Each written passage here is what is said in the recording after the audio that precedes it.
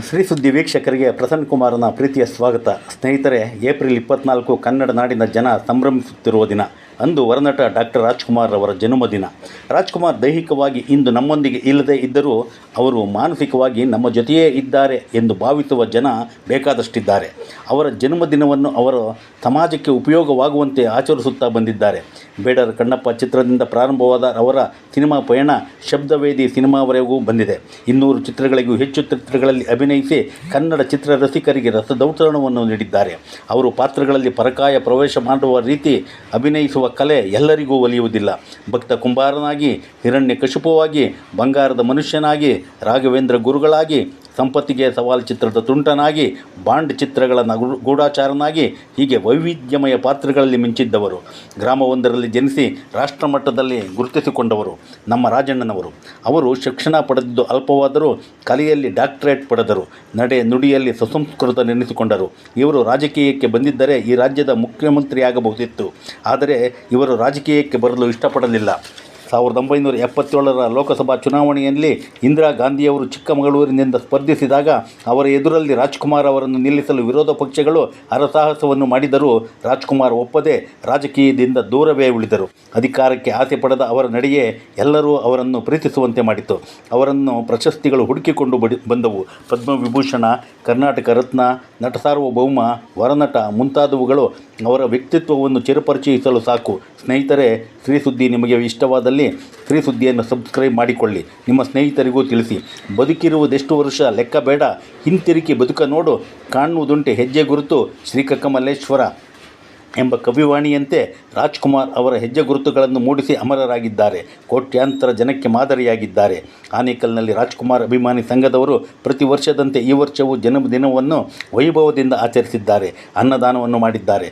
ಗೌರವಾಧ್ಯಕ್ಷ ಡಾಕ್ಟರ್ ಮೋಹನ್, ಅಧ್ಯಕ್ಷ ಪ್ರಸಾದ್, ಕಾರ್ಯದರ್ಶಿ ಮಧು ಎಸ್ ಮೂರ್ತಿ ಮತ್ತು ಸಂಗಡಿಗರಿಗೆ ಶ್ರೀ ಸುದ್ದಿ ಅಭಿನಂದಿಸುತ್ತದೆ. ವಂದನೆಗಳು. ನಿಮ್ಮವನೇ ಆದ ಪ್ರಸನ್ನ ಕುಮಾರ್.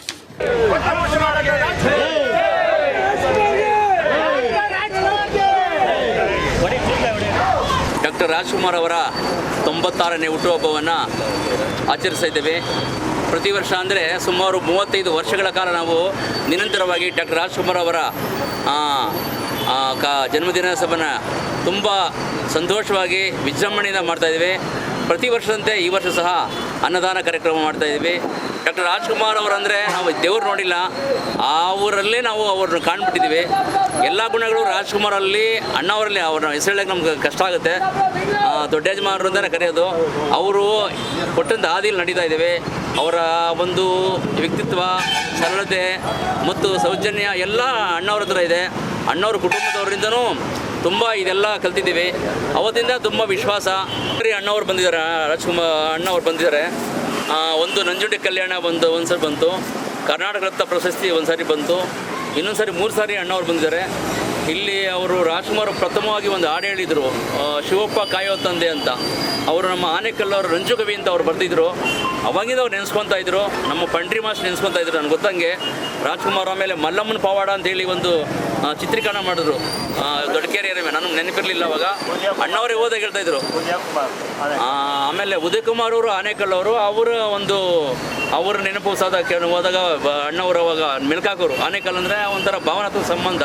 ನಮಗೂ ಅಷ್ಟೇ ಅವ್ರಿಗೊಂಥರ ಈ ಕಲೆಗಳ ಮೇಲೆ ತುಂಬ ಪ್ರೀತಿ ವಿಶ್ವಾಸ ಜಾಸ್ತಿ. ಯಾವತ್ತೂ ಅಣ್ಣವರು ಕಲೆ ಬಿಟ್ಟರೆ ಬೇರೆ ಮಾತಾಡೇ ಇಲ್ಲ. ನಾಟಕ ಅದು ಇದೆಲ್ಲ ಕೇಳೋರು ಅಷ್ಟೇ. ಹಾಗಾಗಿ ರಾಜ್ಕುಮಾರ್ ಅವರನ್ನು ನಾವೇನು ಮಾತಾಡೋಕ್ಕಲ್ಲ, ಅವ್ರ ಬಗ್ಗೆ ನಾವು ಹೇಳೋ ಯೋಗ್ಯತೆ ನಮಗಿಲ್ಲ. ನಾವು ದೇವರಂತೂ ನೋಡಿಲ್ಲ, ದೇವ್ರ ಮುಖಾಂತರ ಅವ್ರು ನೋಡ್ಬಿಟ್ಟಿದ್ವಿ. ಎಲ್ಲ ಪಾತ್ರಗಳು ಅಣ್ಣವ್ರು ನೋಡಿದ್ದೀವಿ, ಎಲ್ಲ ವಿಚಾರದಲ್ಲಿ ಅಣ್ಣವ್ರು ಗೊತ್ತು. ಹಂಗಾಗಿ ಅವ್ರ ಕಂಡ್ರೆ ತುಂಬ ಅಭಿಮಾನ. ತುಂಬ ಇವಾಗಿಂದ 35 ವರ್ಷಗಳ ಕಾಲ ನಿರಂತರವಾಗಿ ನಾವು ಮಾಡ್ಕೊಂಡ್ಬಂದಿವಿ. ಡಾಕ್ಟರ್ ರಾಜ್ಕುಮಾರ್ ಅವರ ಹೆಸರಲ್ಲಿ ಪ್ರಥಮವಾಗಿ ಆನೇಕಲ್ನಲ್ಲಿ ಐ ಕ್ಯಾಂಪ್ ಅಂತ ಮಾಡಿದ್ವಿ. ಆಗ ಭರತಮ್ಮ ಅವ್ರು ಬಂದಿದ್ದರು, ಮತ್ತು ರಾಘಣ್ಣ ಬಂದು ಉದ್ಘಾಟನೆ ಮಾಡಿಕೊಟ್ರು.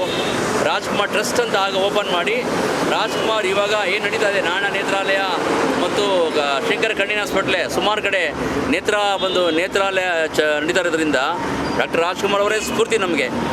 ಅವರಿಂದ ಸಾವಿರಾರು ಜನ ಕಣ್ಣುಗಳು ದಾನ ಮಾಡಿದ್ದಾರೆ. ಕಣ್ಣುಗಳನ್ನು ಈಗಲೂ ಇದು ಮಾಡ್ತಾಯಿದ್ದಾರೆ. ಹೀಗಾಗಿ ಅವರು ಸ್ಫೂರ್ತಿ. ನಿಜವಾಗ್ಲೂ ಡಾಕ್ಟರ್ ರಾಜ್ಕುಮಾರ್ ಅಂದರೆ ನಮಗೊಂಥರ ಪ್ರಾಣ. ನಾವಿರೋವರೆಗೂ, ನಮ್ಮ ಜೀವನ ಇರೋವರೆಗೂ ಇಂಥ ಕಾರ್ಯಕ್ರಮ ನಡೀತಾ ಇರ್ತದೆ. ಸುಮಾರು 35 ವರ್ಷಗಳ ಕಾಲ ನಿರಂತರವಾಗಿ ನಾವು ರಾಜ್ಕುಮಾರ್ ಅವ್ರ ಹೆಸರಲ್ಲಿ ರಂಗ ಜಾತ್ರೆ ಅಂತ ಮಾಡಿದ್ದೀವಿ. ಆಮೇಲೆ ಐ ಕ್ಯಾಂಪ್ ಮಾಡ್ತೀವಿ, ಮತ್ತು ಬ್ಲಡ್ ಕ್ಯಾಂಪ್ ಮಾಡ್ತೀವಿ, ಆರೋಗ್ಯ ತಪಾಸಣಾ ಕೇಂದ್ರಗಳು ಮಾಡಿದ್ದೀವಿ. ಸುಮಾರು ಕಾರ್ಯಕ್ರಮವನ್ನು ಅಣ್ಣವರ ಹೆಸರಲ್ಲಿ ಮಾಡ್ತಾನೆ ಇದ್ದೀವಿ, ನಿರಂತರವಾಗಿ ಮಾಡ್ತಾಯಿದ್ದೀವಿ. ಅದು ಶಾಶ್ವತವಾಗಿ ನಾವಿರೋವರೆಗೆ ಇರ್ತದೆ ಖಂಡಿತ. ರಾಜ್ಕುಮಾರ್ ಕುಟುಂಬ ಅಷ್ಟೇ, ಅವರೊಂಥರ ಸ್ಫೂರ್ತಿದಾಯಕ. ಯಾರೇ ಬಂದರೂ ವಿಶ್ವಾಸವಾಗಿ ಮಾತಾಡಿಸ್ತಾರೆ, ವಿಶ್ವಾಸ ಕಳಿಸ್ತಾರೆ, ಕೇಳ್ತಾರೆ, ಏನು ಎತ್ತ ಎಲ್ಲ ಕೇಳಿ ವಿಚಾರಿಸ್ತಾರೆ. ಆಮೇಲೆ ಅವ್ರ ಸ್ಫೂರ್ತಿ. ಅವರು ಇವಾಗೂ ಅಷ್ಟೇ, ಪುನೀತ್ ಸರ್ ಇದ್ದಾಗೂ ಅಷ್ಟೇ, ಪುನೀತ್ ಸರ್ ಇದ್ದಾಗ ಪ್ರತಿಯೊಂದು ವಿಚಾರಗಳು ನಾವು ಪುನೀತ್ ರಾಜ್ಕುಮಾರ್ ಹಂಚ್ಕೊತಾ ಇದ್ವಿ. ಅವರು ಯಾವುದೇ ಆಗಲಿ, ಅವರು ನಾವು ಏನಾದರೂ ನಾವಿದ್ದೀವಿ ಅಂತ ತುಂಬ ಧೈರ್ಯ ತುಂಬೋರು. ಅದಾದ ನಂತರ ಇವಾಗ ಯುವ ರಾಜ್ಕುಮಾರ್ ಬಂದಿದ್ದಾರೆ, ಅವರು ಸಹ ನಮಗೆ ಸ್ಫೂರ್ತಿ ಆಗಿರಲಿ.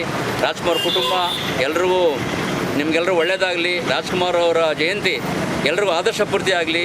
ಎಲ್ಲರೂ ಸಹ ನೆಮ್ಮದಿ ಸಂತೋಷ, ಮಳೆ ಬರಲಿ. ರಾಜ್ಕುಮಾರ್ ಜಯಂತಿ ಆಚರಣೆ ಮಾಡ್ತೀವಿ, ಮಳೆ ಬರಲಿ ಅಂತೇಳಿ 2 ಮಾತನ್ನು ಮುಗಿಸ್ತಾ ಇದ್ದೀನಿ. ಜೈ ಕರ್ನಾಟಕ ಮಾತು. ನಾವು ಆನೇಕಲ್ ನಗರದಲ್ಲಿ ರಾಜ್ಕುಮಾರ್ ಅಭಿಮಾನಿಗಳ ಸಂಘವನ್ನು ಆರಂಭಿಸಿ ಇದು ಸುಮಾರು 35 ವರ್ಷಗಳಾಗಿವೆ. ಅದು ನಮ್ಮ ಪ್ರಸಾದ್ ಅವರ ನೇತೃತ್ವದಲ್ಲಿ 35 ವರ್ಷಗಳ ಹಿಂದೆ ಒಂದು ಸಮಿತಿ ರಚಿಸಿ ಇವತ್ತಿಗೂ ಅದೇ ಸದಸ್ಯರಿದ್ದಾರೆ. ಅವರೇ ಎಲ್ಲ ಕಾರ್ಯಕ್ರಮಗಳಲ್ಲಿ ಪಾಲ್ಗೊಂಡು ಈ ಒಂದು ಸಂಘನ ನಿರಂತರವಾಗಿ ನಾವು ನಡೆಸ್ಕೊಂಡು ಹೋಗ್ತಾ ಇದ್ದೀವಿ. ಎಂದೂ ನಿಲ್ಲಿಸದೆ ಕೊರೋನಾ ಸಮಯದಲ್ಲೂ ಸಹ ನಾವು ಪರ್ಮಿಷನ್ ತೊಗೊಂಡು ಆಚರಿಸಿ ನಾವು ರಾಜ್ಕುಮಾರ್ ಅವರ ಹುಟ್ಟುಹಬ್ಬವನ್ನು ವಿಜೃಂಭಣೆಯಿಂದ ಆಚರಿಸ್ತಾ ಇದ್ದೇವೆ.